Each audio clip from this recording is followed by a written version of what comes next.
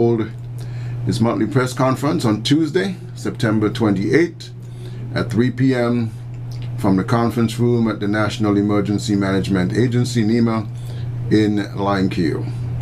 Tuesday's press conference, Prime Minister Harris will update citizens and residents on a number of matters of national importance. The Prime Minister's press conference will, of course, be carried live here on ZIZ Radio, ZIZ TV, ZIZonline.com, and Facebook, YouTube, etc., as well as other major news outlets here in St. Kitts and Nevis. Also, notice has been given for a sitting of the National Assembly to be held at National Assembly Chambers, Government Headquarters, Bastia, this Thursday, September 30th at 10 a.m. The order paper and other papers will be disseminated later on. And also of local interest, there's a note from the St. Kitts Tourism Authority with regards to the return of the Celebrity Equinox arriving here on St. Kitts on Tuesday the 5th.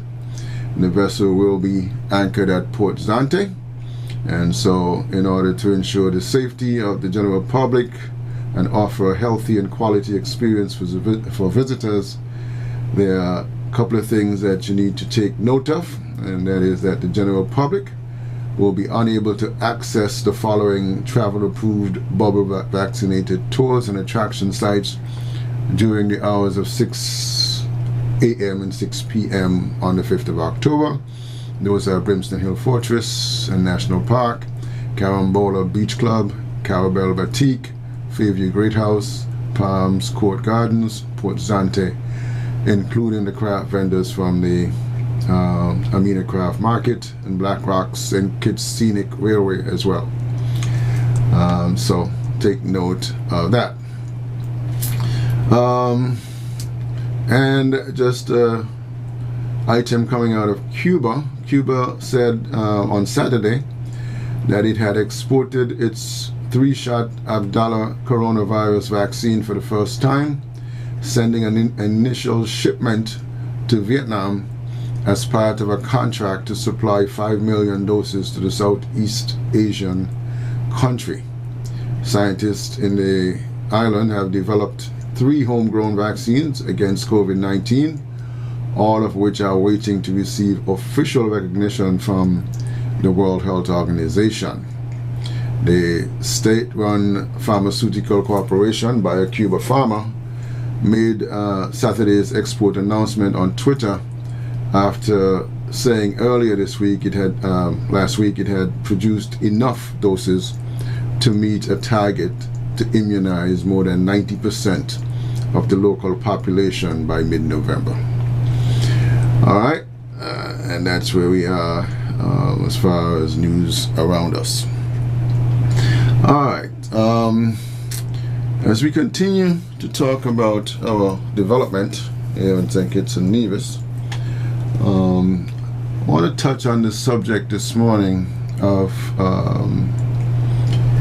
healthy foods and food security and a healthy diet, etc.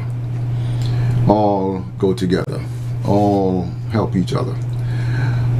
A healthy diet is one that helps maintain or improve health. It is important for the prevention of many of the chronic health risks such as obesity, heart disease, diabetes, cancer. Diabetes is kind of prevalent around here these days. It's a disease in which your blood glucose or blood sugar levels are too high. And glucose comes from the foods that we eat. Insulin is the hormone that helps the glucose get into your cells to give them the energy they need. With type 1 diabetes, your body really does not make insulin. Therein lies the problem. While genetics does play a part, an important role, as a matter of fact, in the onset of diabetes, an unhealthy lifestyle and bad eating habits are also contributing factors. How do we ensure a healthy diet? It all comes down to the achievement of food security, and that's where we're going this morning. Food security, as defined by the United Nations Committee on World Food Security, means that all people at all times have physical, social, and economic access to sufficient, safe, and nutritious food that meets their food preferences and dietary needs for an active and healthy life. Food is a fundamental human right.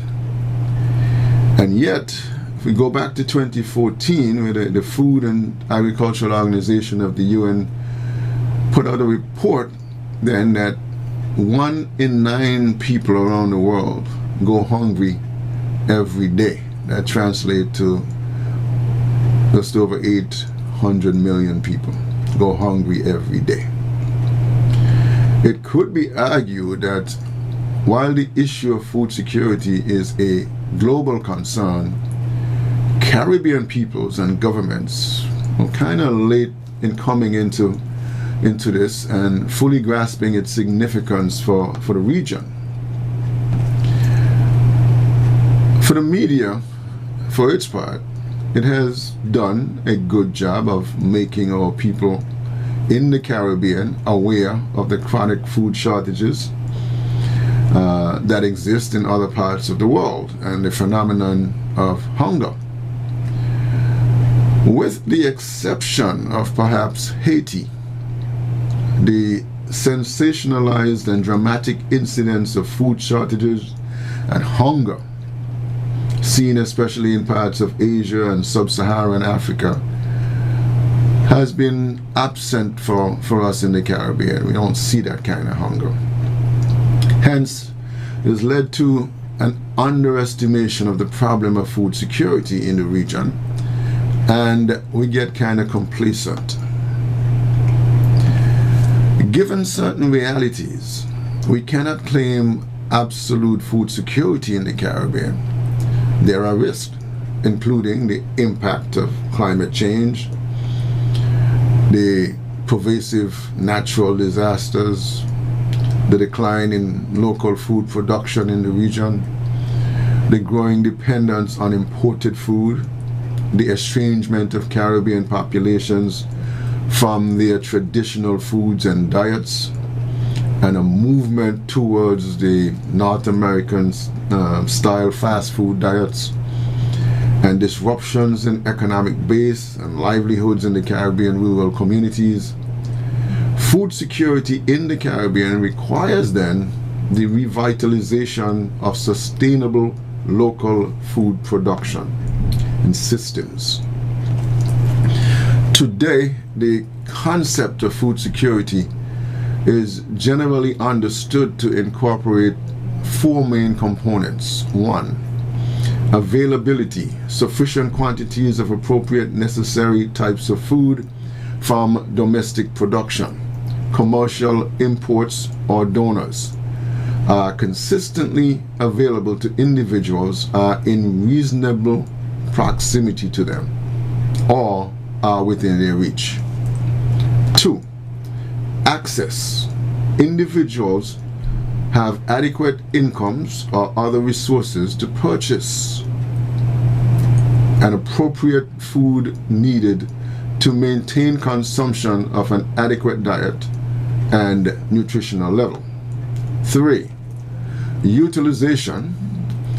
Food is properly used and many suitable techniques are employed for storage. At the global level, hunger results from political and economic inequality, environmental degradation, unjust trade policies, inappropriate technology, and other factors. 4, stability. And that is about being food secure at all times. Food insecurity can be transitory with short-term shocks, the result of, say, a bad season, a change in employment status, conflict, or a rise in food prices. When prices rise, it is the poor who are most at risk because they spend much higher portion of their income on food. So food security of households is adversely affected in two ways: by the loss of access to land as a source of food production, and by a reduction of household income as a source of food demand. The global food security challenge is straightforward. By 2050, the world must feed 9 billion people. The demand for food will be 60% greater than it is today. The United Nations has set ending hunger, achieving food security, and improved nutrition, and promoting sustainable agriculture as the second of its 17 Sustainable Development Goals for the year 2030. And to achieve these objectives requires addressing a host of issues, from gender parity and aging demographics to skills development and global warming. Agriculture sectors have to become more productive by adopting efficient business models and forging public-private partnerships. So food security is a major global challenge. And why is that? The obvious reason is that everybody needs food. But the complexity of delivering sufficient food to a national population and to the whole world's population shows why food security is such a priority for all countries, whether developing or developed. In short, this is a global challenge because it's not just about food and feeding people, but also about practically all aspects of an economy and society. So what do we do in our small little corner to achieve food security? You'll get a chance to tell me. 465-2555, 718-577-2916 are the numbers. When we come back, we will discuss our food security efforts here on St. Kitts and Nevis and the Caribbean in general. Let's take a quick break and come right back on the other side.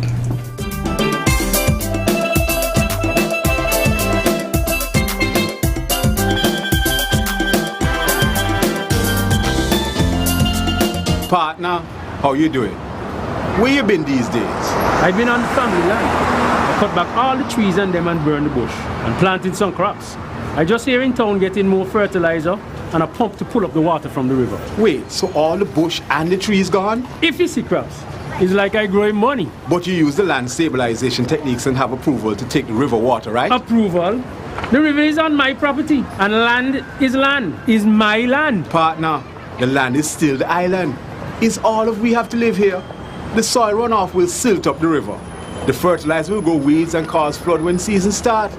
Plus the water resources for everyone, not just your crop. You don't realize the climate is changing? Look, I don't care about all of that. It's my land, my crops, and my water. No one can tell me what to do. This is our land, and climate change is changing the challenges we face as a nation. Land management technique, water resource protection, and flood and drought mitigation is for everyone who lives on this land. Our island. Be a part of the change. A message of hope from Island Resilience, promoting a climate of change. This is my land, my island, our home. It's time to come together to keep her forever resilient and strong.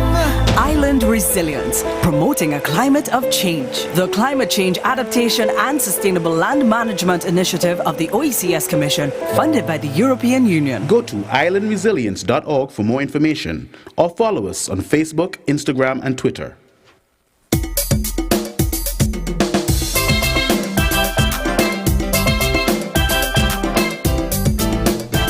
All right, welcome back to Frank and Candid on this Monday morning.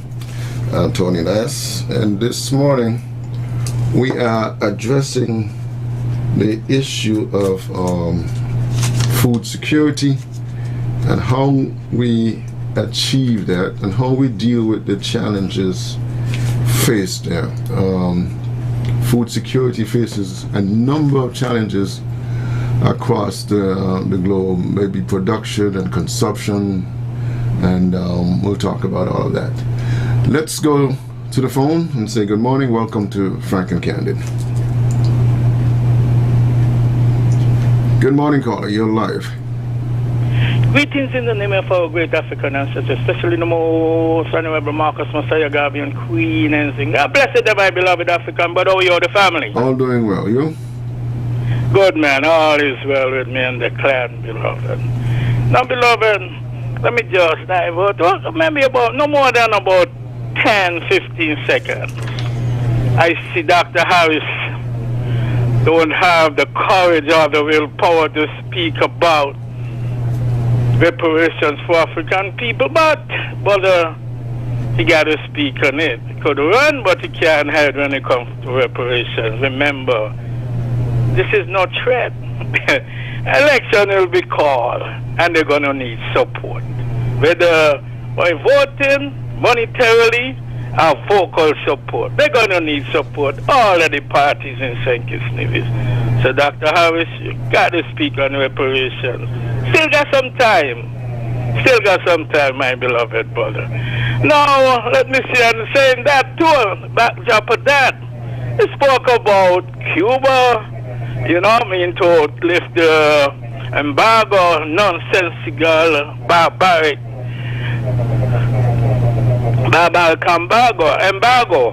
That was good, but they hear the thunder again for Taiwan.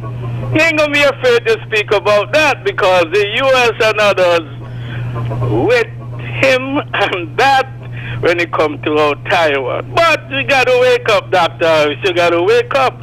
And I want to know, beloved, this is the last one, and I'm gonna go to your topic. Why it's taking so long for the World Health Organization to approve the Cuban vaccines? I want to know. We want to know why it's taking so long. Now, let me get to the matter at hand, beloved, about the food security.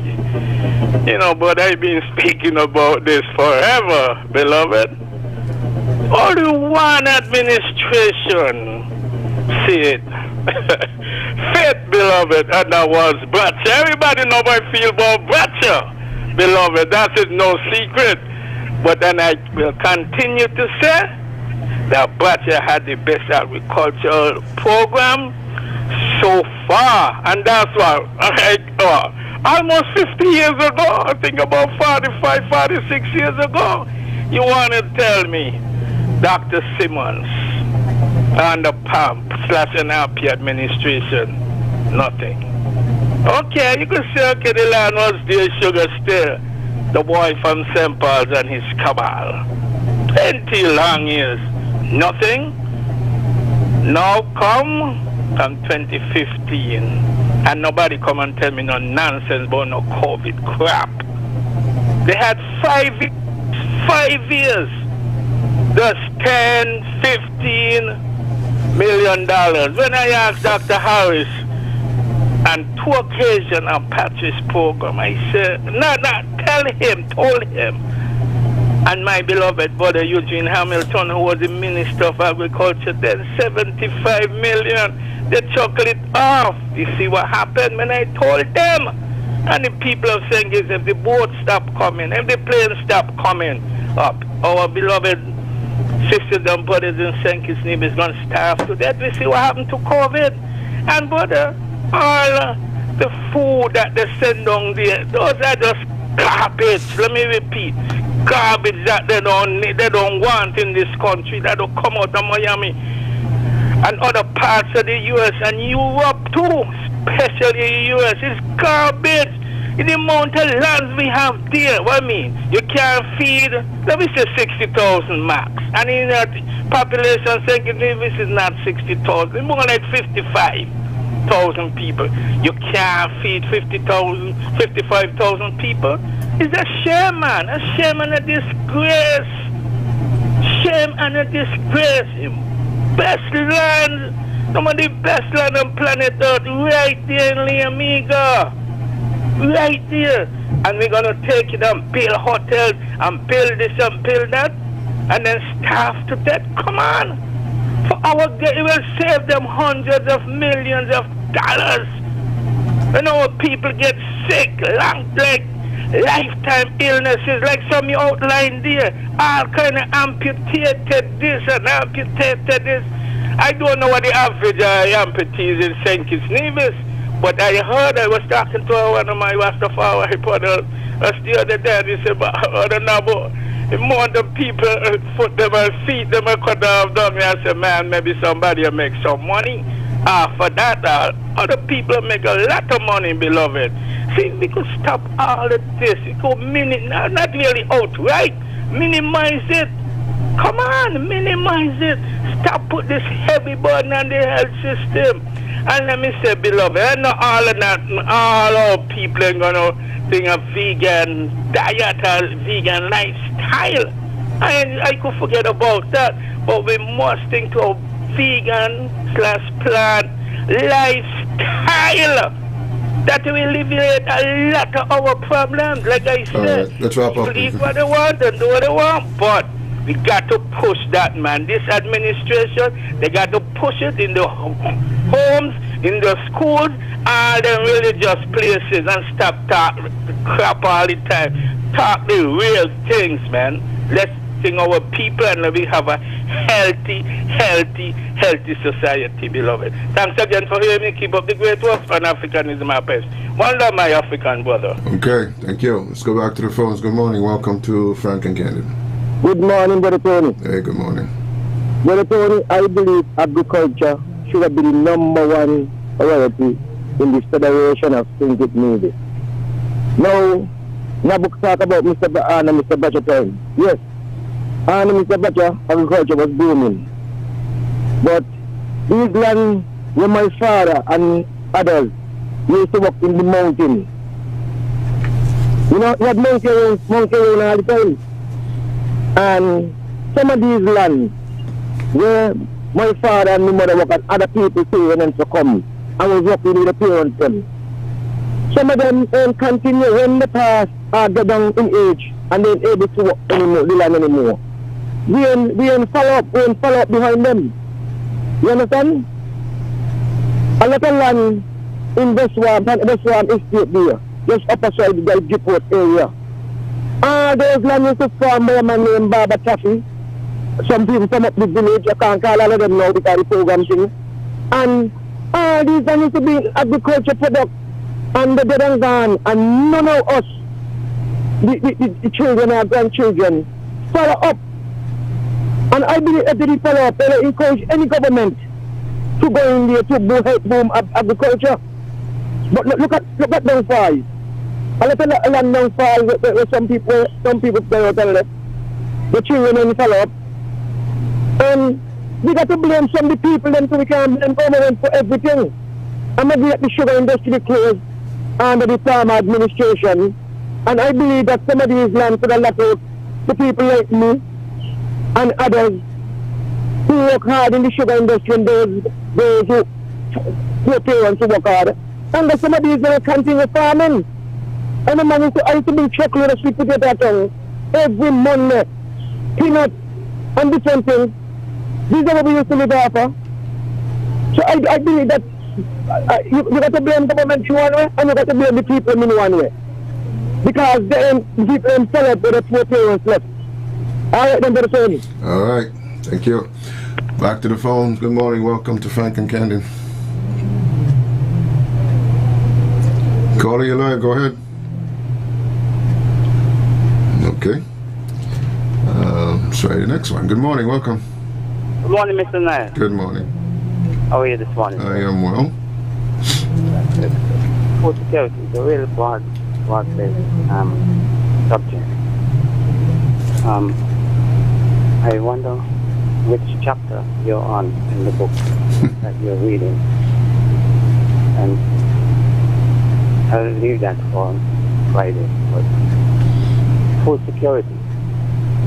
Broad-based, we noticed they're small islands, 2 islands, 10 meters.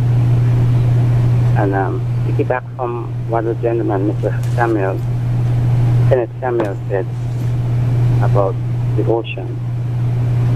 We have to see not just our land, but the sea also, because I think the conventions of the seas allows us probably 200 miles, maybe to the east, because there are other islands to our west and to our north, which are not so friendly as opposed to Antigua, which is a part of the OECS.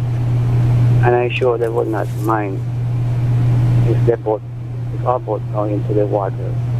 I don't think that will be much of a quarrel. And so food security will be extended in the ocean, because we do get certain proteins from the ocean. But also there are plants on the ocean floor that we can harness, like the Simon, the bladderwrack, you name it, and we can make industries of those. But let's deal on the land. On the land we had this whole sugar estate, which was foundation, and you know how our people would have worked in the sugar industry. The sugar industry is no longer, but we have not maintained some of those sugar estates, which are still government-owned, I might add, because not all are government-owned. Not all of the sugar estates were acquired. A few was not acquired, was still in the hands of private owners. But we would have seen on those sugar lands, or close to those sugar lands, grown mature trees, mango trees, guinea trees, soursop trees. And in our plan for food security, we have to be careful if we plan to sell land, not to sell lands with a foundation that would allow us to relocate and start from scratch, because we would have been erasing all of the gains. I say that to say, the coconut water, it is a glut on the market. It is something that we crave for. And now it is imported. Majority of it is imported. Nevis was that base, that food base, the bread basket. We had Connery and Whitegate down there in Dayplay, between Dayplay and St. Paul, where we had coconut trees. Apart from on the golf course, and there's a concerted effort by one or two persons that, have the little coconut farms. It is a no-no. But back then we used to see these coconuts in the sugar estates and the like. Now we know that they died out.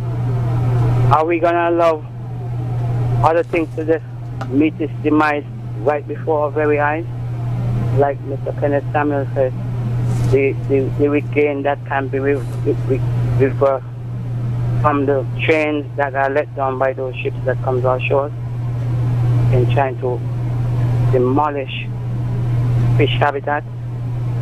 We have to plan and look and put persons in place that will have the fortitude to say to a minister, someone who is in authority, no sir, this is not the way.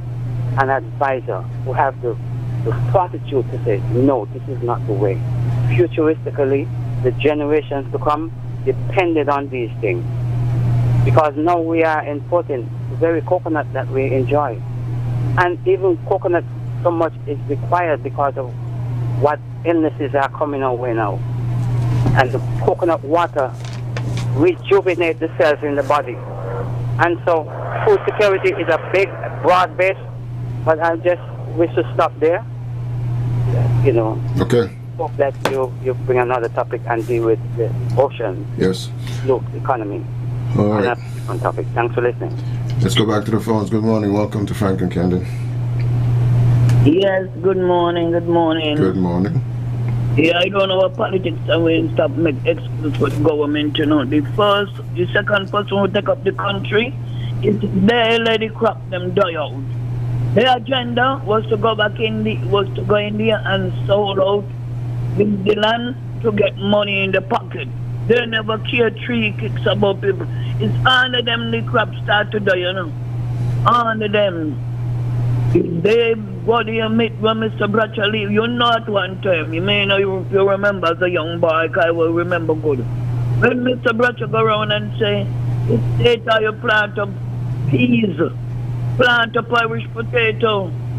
These people who are going government, the second person who took up the country say, no, we read them. When Mr. Bratcher stopping the thing them from coming at the airport, because they want to get into government, they talk about they train all your food, they train we vote them out. Don't worry, Mr. Politics. It's who driving, come put up the vehicle, not who behind us passengers. So that he go with him, no nonsense story and go where he going. You could have got with crap here. The gentleman say I'm out for said it all just now. When you see Dominica, not calling them down, but jelly coming, them ain't no jelly, them is overgrown thing just to put to joy and make coconut oil, and we got to be drinking them. When we had really lovely jelly here. Lovely jelly, through that Mr. Noise, used to know what they're doing now. People him that say share in half water and half to make to stretch it. Because it's not enough tree up in the mountain. And in trees up them, nobody go out clean, and some people afraid to go high mountain, because you know when you go out, other people are say, just make the thing fall and this guy in the fool us about I'm going to develop the fishery, this and that, and when you look, they doing worse. They ain't doing nothing like Mr. Kenneth come on the last week and trap them. Up there with the last pay bill, I don't believe we had no car bill in there. Something Mr. Douglas, you see, the reads there and the way what it does. So help save fish, they man change your mind. You wanted to do everything in 1 minute at about, oh, I do this, I build this, I build that. I bet them go, have a good day. You hear? Okay. Let them sell the crop. There they are. Let's go back to the next caller. Good morning. Welcome to Frank and Candid. Good morning. Welcome. Hello. Good morning. Good morning, Mr. Nyers. How are you? I am well. You? Quickly, Mr. Nyers, just 2 questions. Well, actually, a question and a statement. This is Journey. Did you know if our Prime Minister made an input at the UN last week? Yes, he was scheduled to speak. I think it was Friday. Okay, well, you know, I didn't see it at all. I'm sure I might come across it, but I just want to pay attention to Mia Motley's input at the UN. It was very profound, and, you know, she quoted lyrics from late Bob Marley. And you know what I find strange, Mr. Nyers, in her presentation, just under 3 minutes? Hardly anyone was in the room. I wonder why. If you get a chance and you want to listen to it, Mr. Nyers, I would recommend that you listen. It's just 3 minutes, and it's very profound. I would like our people to focus. She went back to 1945 and put in that we today have more countries now and touching the pandemic and climate change and all that. And I get the drift that she's trying to point out that we are not responsible for global warming, but yet we are suffering from it. But I would encourage our people to take a listen to Mayor Motley's presentation. Thank you for hearing me. Okay, thank you. Let's go back to the phones and say good morning. Welcome to Frank and Candy. Good morning. Tony. Yes. Under the Dutch administration, right? You know, most of the farmers, them, the farmer was in the gut side. Even people's house was in the gut side. You could not find the good developing land to build housing project and all those things. Because, you know, the land was in the plantation owners' them hand. And Dutch fought for that really. But after when Dutch get the land, them with sorrow and knock on all them come in, Dutch started to give some of the lands them to plant food. And some the estate land, the sugar land. You plant, some people plant on the estate, they plant sweet potato, they plant yam, they plant peanut, whatever they want to plant. And that was it. But the farmers them had no real good agricultural land, to the flat land to farm. They to farm in the gut side. You understand? Mm-hmm. And that was it. But after the land them get things so, and the permit administration, everybody know that the whole land them was in sugar cane. Dr. Simmons could not do much with the land them. They used to get land for people to plant nuts and sweet potato the same way too. Yeah, that was it there. And I am making an excuse for no government. I am making an excuse because I grew up in the mountain with animals and ground farming and everything.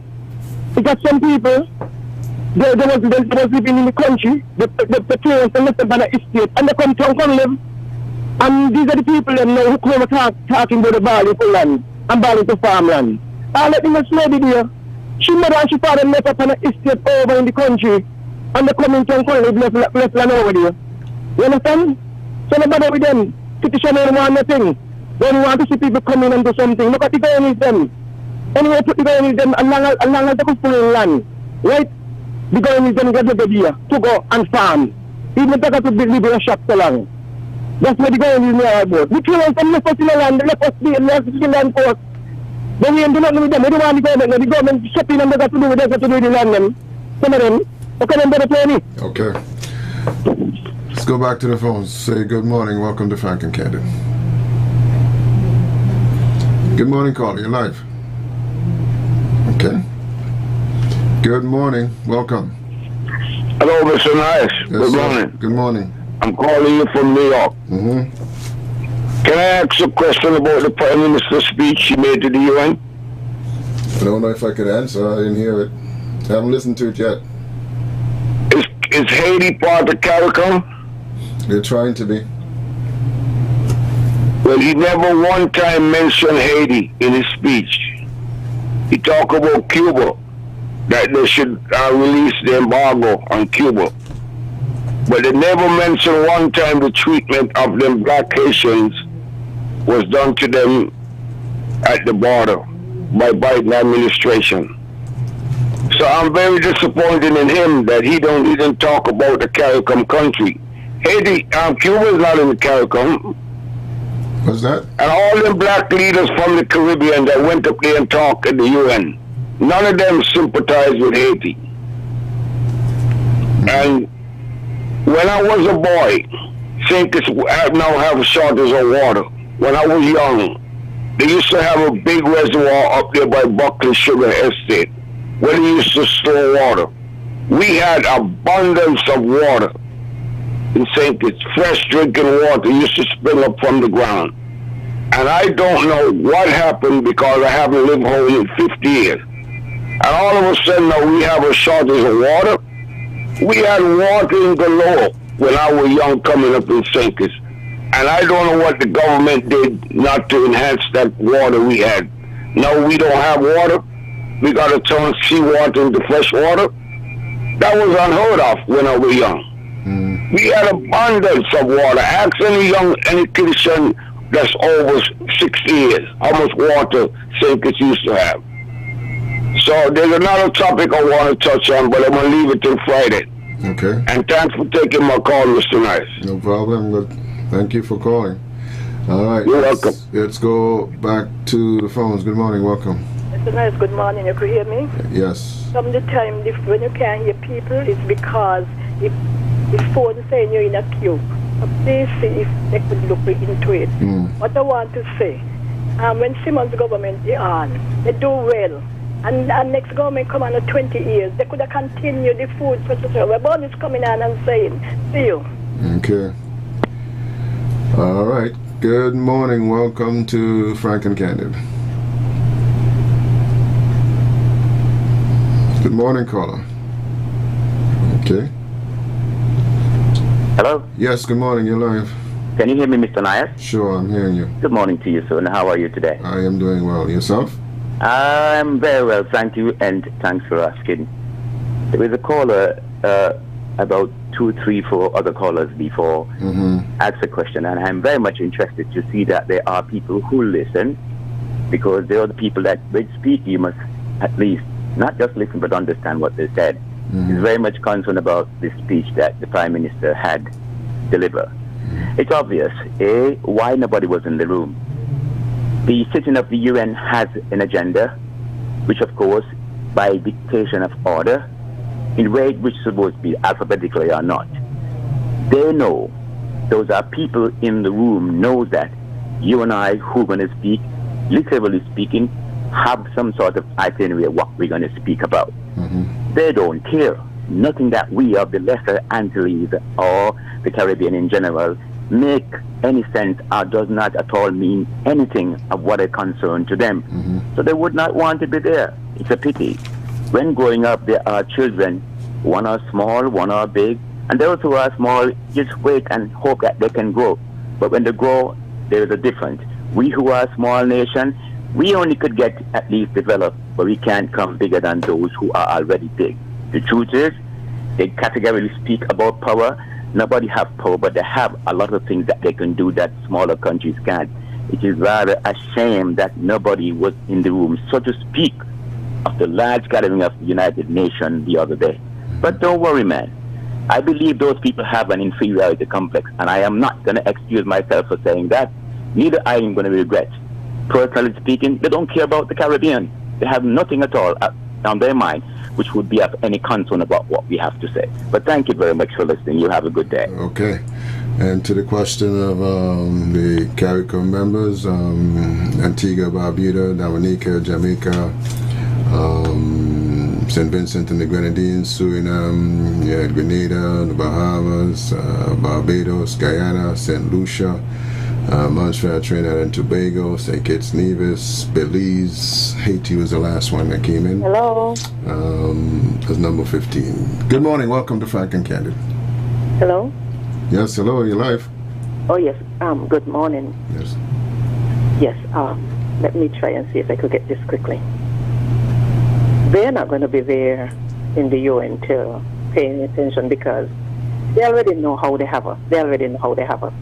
Even with when African politicians, they go there to speak, they just walk out. They show no respect at all. But surprisingly, when these politicians come back to the country, I mean, they gloat and they boast about their address and what they said at the UN, and at the same time, they have no audience. And I mean, I wonder if they don't feel ashamed and disrespected. But anyways, let's move on to your topic, food security. Now, let us face the facts. And let us be real. We are going to talk about this food security until we turn blue. Nothing is going to happen. You know why? Number one, we don't have any national plan. We have none whatsoever. It doesn't matter what people talk and say. They're not going to do what, they don't have any plan. The politicians that are chosen, whether voted for or whether they vote themselves back into office, right? Their allegiance is to the Queen, her heirs, and her successors. It's not to the citizens of the country, for the most part. And I'm talking about, let's look at our federation, right? They don't have any allegiance to us, right? So they, as far as they're concerned, they don't owe us anything. They don't owe us anything. Next thing, the people of the country, the citizens, they're too weak-minded and individualistic. They come together for the wrong thing. You just listen to our people, I mean, we are ready to cut the throat for matters that have no significance. And when we should get together and stand up for the real thing, we don't. The politicians know that, and that's why they keep us divided. Keep us along the line of individualism and keep us along the line separated with politics. And when we talk about food security, this is very, very important.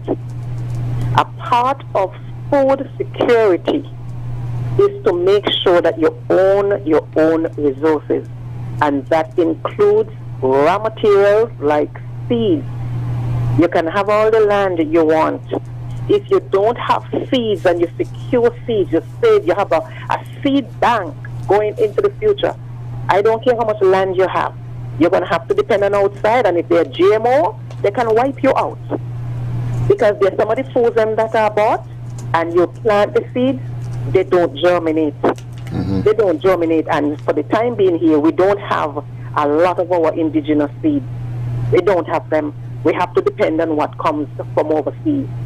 And finally, I will encourage persons, if you have your land space, your backyard and so on, that's the best way that you can look to secure food for your people. For your family, and maybe by extension, if you will have enough to sell. Because outside of that, I don't see anything coming. Because when our politicians go overseas, you don't know what agreement they come into with these people, and that's why some of them don't come back and tell us what was said, and we don't want to know, and that's why you see they trample on us like that. You see, we only start to see certain things start to manifest themselves somewhere in the future, and we just sit down. If you back that party, it's all right to you. If you're in opposition, you talk. But if when there's a change or a turnaround, you have the same thing repeating itself. So I don't see any coming together on this thing. And in terms of the water security, I think I heard there is another program on WIN Monday. I think the host of that show.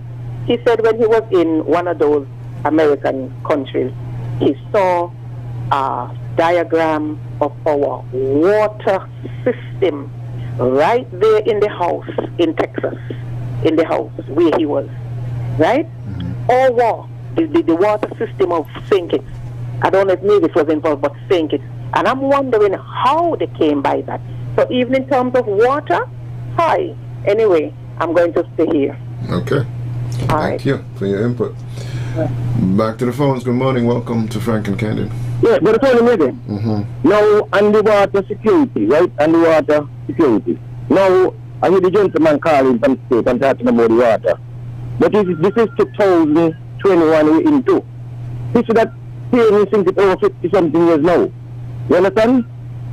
I want to tell him that if you know how much building and how much factories and how much big property gone all over the place and all in the country. Our water storage got to go low because of that. It's in time like the water was here. But that water was here got to use up to other places.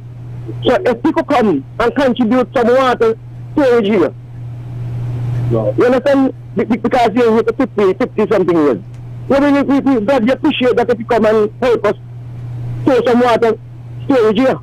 Because it seems to me that they live in the country out there and they're concerned on us living here. I have no problem that they can't think about here, but it's 50 something years, you know, here. I'm trying to say this, I'm trying to say that. You understand? Okay, then, better Tony. Okay. Back to the phones. Good morning. Welcome to Frank and Candid. Good morning, Mr. Nayas. Good morning. You know, we're talking about the United Nations, and then nobody was in the chamber when the Prime Minister was speaking. Nobody don't have to be there. It's not a debate. He's just making a presentation to the United Nations. And inside there, everybody hearing it all over. You got cameras, you got everything showing you all around, and all of them listening his speech. Plus in the outer world, they're listening his speech. It's not a debate to say, well, about Haiti and Panama and Cuba and Nicaragua and them things. You understand me? And now, you know, as I know, right? My sympathy with the Haitian and them. But you might not like what I may say. What the Haitian them did the other day was wrong. Because for any other country, they'd have gone out there the same day. Because they entered the United States illegally. And that they violate the laws. But there was another country, like Trinidad, St. Kitts, Dominica, and all of them. They'll round us up the same day and put us on a plane and throw us out. You understand me? The Prime Minister, when he go up there, he talk about his country and he carry come and different thing like that. You know, he ain't have to talk about no Pacific thing. You know, so I don't know what some people that be talking about, you know, but they got a views, and the views sometimes they'll be trash and they don't know. Thank you. Okay, thank you. Let's go back to the phones. Good morning, welcome to Frank and Candy. Good morning. How you doing, sir? I'm doing well. Okay, the other day, Kenneth make a point to you. You follow up on it, you're going to get somebody from the program. I plan to. I'm planning to. That's a serious thing, you know. Yes. Because what he's saying is truth. I mean, for a couple of years now, as he talk about it, means, you know, goldfish were around for these years, and what he's saying, the goldfish them that spawn. So being, you know, the majority of fish we're catching right now, we don't only tom. We only tom fish we're catching, and therefore the tom fish just create some kind of spanner or something like that. They say. So what he's saying, you need to get somebody in the program to talk about that because it's very, very serious. Agreed. Thank you. All right. Let's go back to the phones. Good morning. Welcome to Frank and Candid. Good morning. Good morning. Mr. I'm just chewing and I hear Mr. Politics talking about water and the hotel them, but people need to get wise now. We have now to learn to store our own water. When they build all them big hotel and thing, they need to build them with cisterns. Them supposed to able to run their own affairs with their own water. And people need to have to build a house with cisterns. This is serious time. People are allowed to store water and get wise. Good morning, Miss Baptiste. And good morning to everybody. Rock, you're on point. Good morning. Bye. All right. Let's go to the phones and say good morning. Welcome to Frank and Candy. Yes. Mr. Nice, I'm calling you back from New York. Yes, go ahead. I hear Rocco talking on the phone. Tell Rock, everybody live in America come from some place except the Native Americans, including white people. So when he gonna pick on the Haitian, black people build America, black slaves build America. They got nothing in return. The first woman run for the president of the United States was a black woman. She came from Barbadian ancestors. Her name was Shirley Chisholm. A lot of people don't know that in this country. So tell Rock that everybody came into America, it was illegal aliens except the slaves. The slave was brought here in chains from Africa. They was robbed and taken from their country. So when he criticizing what happened, when he talk about they should do that, what they did to the Haitians, why they don't do that to all them Spanish people, round them up and put them on plane and take them back to the country? Because they got brown skin and white skin. So my kudos and sympathy goes out to the Haitian because people that built America look just like them. Black slaves. No white person built this country. Was black slaves built this country where I live in New York. So remind Rock of that.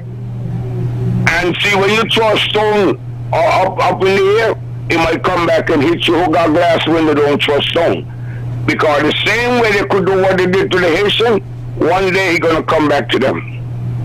And God is watching. God don't sleep. Thank you, Mr. Nice. Okay. Thank you. Let's get a call in here. Good morning. Welcome to Frank and Candid. Hello? Hello? Yes, let me say quickly to one of the previous callers. Just saying that persons don't have to be in the United Nations to listen, in that building to listen, when some politicians speak, right? No. I don't see why anyone should just sit down and think that that is nothing. It is a sign of disrespect. It's a sign that I don't want to listen to you. You have nothing to say. That's what it means. So when you have those politicians from those European countries and elsewhere and so on, they sit and they listen to them. But when Africans and Caribbean or wherever else, the hue is different today, they walk out. They don't want to listen to you. They don't want to hear what you have to say. They are not interested. Right? So saying that it is not okay. Sorry, saying that it is all right and nobody has to be there. No. That is not going to fly. And this should not bring political partisanship in it.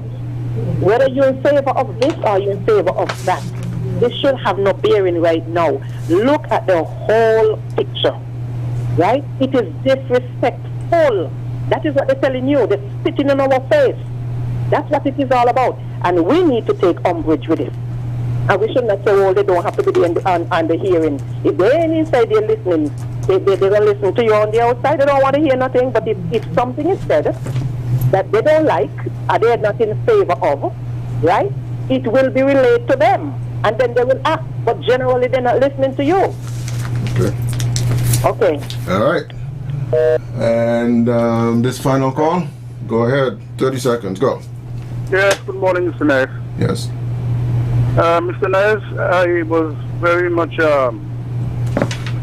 happy to hear how the leaders of the nations address their concern in regards to climate change. As I always told you, my concern, the earth is heating.